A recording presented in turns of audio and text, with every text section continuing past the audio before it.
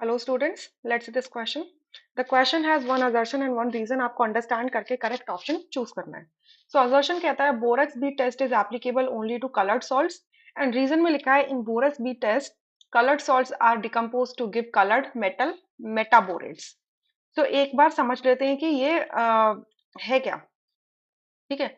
तो borax bead test basically किसी भी ऐसे सॉल्ट पे अप्लाई किया जाता है जो कि कलर्ड होता है. बिकॉज क्या होता है, बोरेक्स रिएक्ट करता है उस मेटल सॉल्ट के साथ में और कॉरस्पॉन्डिंग मेटल बोरेट्स बनाता है या फिर मेटल्स बनाता है जिनका कोई कैरेक्टरिस्टिक कलर होता है. ठीक है. यानी कि यहाँ पर जो असर्शन लिखा है वो बिल्कुल ट्रू है. ठीक है, असर्शन ट्रू है. और सिंस रीजन में क्या लिख रहे हैं कि बोरेक्स बीट टेस्ट के अंदर कलर्ड सॉल्ट्स डिकम्पोज होते हैं और वो कलर्ड मेटाबोरेट्स बनाते हैं, तो ये भी बिल्कुल ट्रू है. दोनों ही ट्रू है. ठीक है. तो एक एक एग्जाम्पल यहाँ से हम लेके समझ लेते हैं कि कैसे समझ सकते हैं. इस एग्जाम्पल को समझ लेते हैं एक बार लेके. ठीक है. तो इस जो एक्टिविटी है इसमें क्या परफॉर्म किया जाता है कि आप एक प्लैटिनम वायर लेते हो, उसको लूप बनाते हो. ठीक है. और उसको हीट करते हो जब तक ये रेड हॉट ना हो जाए. फिर इस लूप को, इस जो रेड हॉट लूप है प्लैटिनम वायर की, इसको बोरेक्स पाउडर के अंदर डिप करते हो और फिर से इसे हीट करते हो जब तक कि बोरेक्स एक कलरलेस कलर की ट्रांसपेरेंट बीड में कन्वर्ट ना हो जाए. सो अब जब आपका ये बीड बन जाए तो before dipping the borax bead in the test salt और द मिक्सचर, जो भी आप टेस्ट सॉल्ट ले रहे हो, जिसको मिक्सचर को या मिक्सचर ले रहे हो जिसको आप टेस्ट करना चाहते हो, कंफर्म ये कर लो कि जो बीड बनी है वो ट्रांसपेरेंट है या कलरलेस हो. ये दो कंडीशन आपको देखनी है कि ट्रांसपेरेंट बीड होनी चाहिए और कलरलेस होनी चाहिए.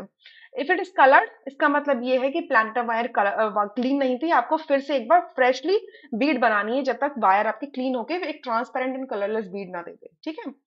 अब क्या करना है आपको, मान लीजिए ट्रांसपेरेंट एंड कलरलेस बीड मिल गई है. इस बीड को एक small quantity of the dry salt में डिप करना है और फिर से फ्लेम में जाके उसको पकड़ के रखना है. ठीक है.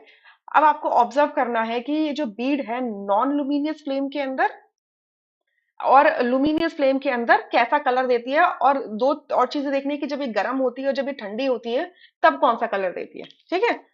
तो अब एक एग्जांपल यहाँ से लेके चल लेते हैं. देखिए, पहला तो आपने क्या कहा कि बोरेक्स को हीट करते हो जब तक बोरेक्स बीड ना बन जाए. तो बोरेक्स क्या होता है आपका Na2B4O7 डॉट 10H2O, ये होता है आपका बोरेक्स. तो जब आप इसे फर्स्ट टाइम हीट करोगे तो सबसे पहले वाटर क्रिस्टलाइजेशन लूज करेगा, तो क्या बनाएगा Na2B4O7. ठीक है, वाटर क्रिस्टलाइजेशन लूज कर देगा. ठीक है. अच्छा, अब इसको आपने फर्दर हीट किया है, काफी टाइम तक हीट कर रहे हो, तो ये फर्दर जब आप इसे हीट करोगे तो ये डिकम्पोज होता है सोडियम मेटाबोरेट में, दैट इज NaBO2.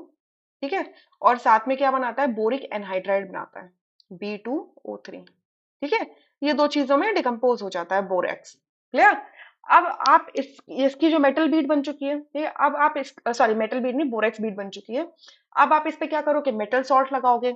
सो जो बोरिक एनहाइड्राइड है वो रिएक्ट करेगा आपके मेटल सॉल्ट के साथ में. लेट्स से कि आपने कॉपर सल्फेट ले लिया. लेट्स से आपने कॉपर सल्फेट का सॉल्ट ले लिया. ठीक है. अब आप इस कॉपर सल्फेट के सॉल्ट को इस बीड पे लगाओगे तो इस बीड के अंदर जो बोरिक एनहाइड्राइड है दैट इज B2O3 है, ये रिएक्ट करेगा इसके साथ में. नॉन लुमिनस फ्लेम के अंदर आप इसे डालोगे तो क्या बनेगा, आपका कॉपर मेटाबोरेट बन जाएगा, CuBO2. ठीक है.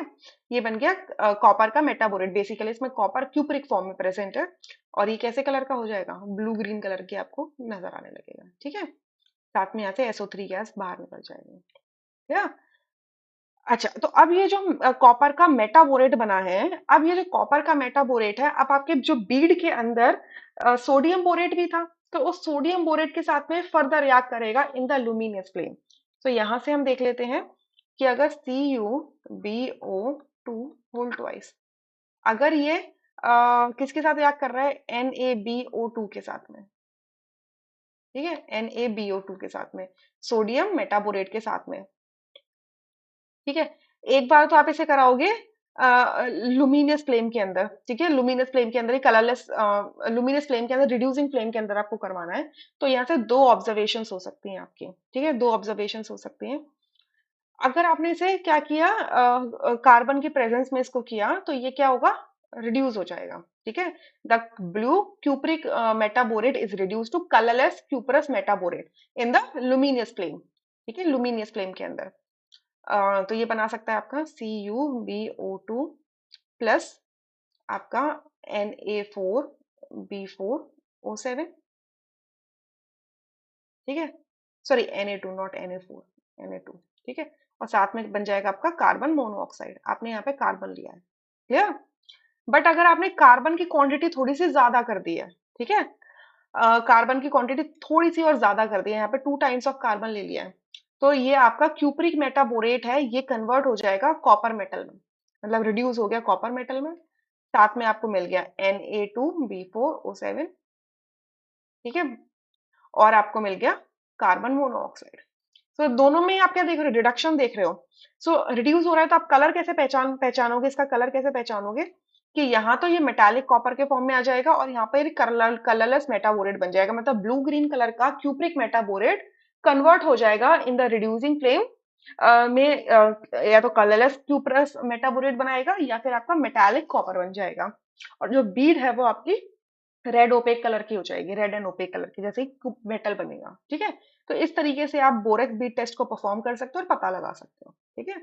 सो यहाँ से जो रीजन है वो असर्शन को करेक्टली एक्सप्लेन करता है, इस वजह से आपका फर्स्ट ऑप्शन करेक्ट हो जाएगा, rest would be incorrect. I hope you understood, thank you.